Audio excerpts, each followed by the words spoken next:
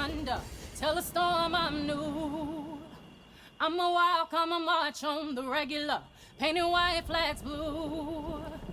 What kind of America do we want? One where we're divided, angry. This is the opening sequence from Freedom, an advertisement used during the 2024 Democratic National Convention to promote Kamala Harris's campaign for president. From this short clip, we can start to see many ideas shape and people's reactions to them. From this analysis of the comments, we can see that many people express support for Kamala Harris and talk about voting, freedom, America, and the president in general. But who are these people, and why do they have a somewhat uniform reaction to this ad? This year's DNC had a noticeably different vibe to it, as instead of appealing to the Democrat base, they focused on inviting young people and Republicans. We see that unlike ads made by classical Democrat organizations like the Lincoln Project, the DNC this year focused on exploiting what's known as Americana. It is the small town, the small city that is our heritage. We have made 20th century America from it, and some account of these communities as they were. We owe our grandchildren and children. Americana has been strongly linked with nostalgia bias, the phenomenon of viewing the past more favorably than it was and wishing to return to those times. One study that explores this well is the Pascal, Sprott, and Mullin study. Participants were randomly shown one of two print ads with the same product, one with nostalgic elements and one without.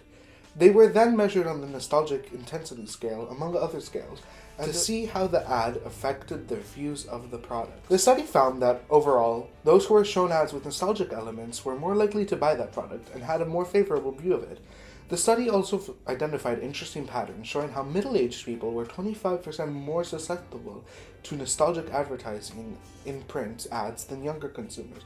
However, other studies have shown that younger consumers are equally, if not more, susceptible to nostalgic advertisements in virtual formats. Another psychological bias that this ad exploited was in-group bias, in two unique ways. We see that this ad uses the idea of being Democrat as more American, and uses this to create an us versus them mentality, leading to political polarization. We also see that this ad, and Democrats in general, use the idea of racial and ethnic groups to attract new members, hinging off of in-group favoritism within these groups to make themselves the party of women, African Americans, or the LGBTQ community. This is also commonly known as identity politics. A recent study by Chen and Johnson outlines this very well. The study had 12,000 participants and analyzed their reactions to ads on either Instagram, Facebook, or Twitter on cues of in-group cultural references, shared values, or geographic identifiers.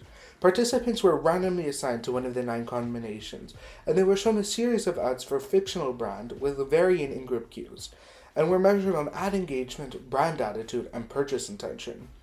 This study found that using in-group cues, especially those within racial/ethnic groups, increased engagement by over 50%. Cultural references were most effective on Instagram, with shared values resonating strongly on Facebook and geographic identifiers performing best on Twitter. Overall, ads with in-group cues also led to more positive brand attitudes compared to control ads, with the effect being strongest among millennials, with 18% of millennials. We see really clearly the effect that some in-group cues have had on product success. But how do we apply this to politics? In these types of advertisements, it's important to distinguish the product, which is Kamala Harris, the function. Do we believe in the promise of America? And are we ready to fight for it? And the rival product, in this case Donald Trump. We see this ad powerfully play on in-group bias by combining Americana with certain ethnic groups who are often excluded, sending a message that non-white Americans have the same place in the country that white Americans do. And they do this by putting people of color in classic scenes of Americana, like African Americans protesting or scenes of Native Americans dancing. This ad also portrays Kamala Harris as a direct contrast to Donald Trump. That's our choice. A prosecutor or a felon. And poises her as a champion for the middle class and for the people, opposed to extremism and fear, with scenes of the January 6th insurrection playing off in-group bias to further the us versus them dynamic. But the issue is, this didn't work.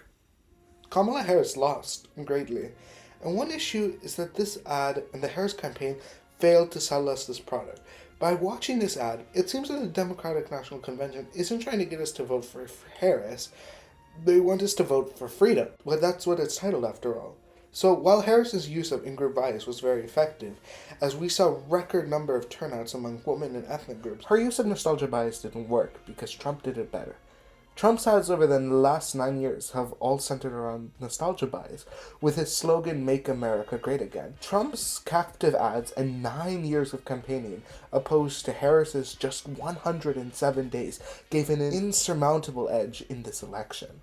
The ad does an excellent job at introducing Harris's slogan. And when we fight, we win! But her campaign, which used similar ads, failed to capture new voters. One voter group they lost was young men, which they hardly featured in the video. As opposed to Trump's appearance on many podcasts, including Joe Rogan, Kamala Harris spoke to women voters and moderate Republicans. She also effectively created an us versus them mentality, as we see in Democrat spaces, the sheer sense of heartbreak and hopelessness there is now. The issue with the effectiveness of this advertisement is not just this ad, it's a fundamental issue with this Harris campaign. While interesting, using American in-group bias are hardly new, and this ad just embodies all the issues with the Harris campaign. Too much Biden, not enough Harris. Too many women, not enough men. Too many black voters, not enough white and Latino. Too many Republicans, not enough Democrats. Too much diversity, not enough issues. Too many slogans, not enough change.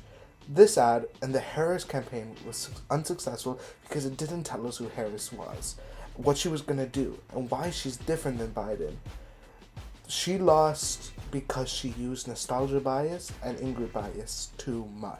She lost because she didn't change.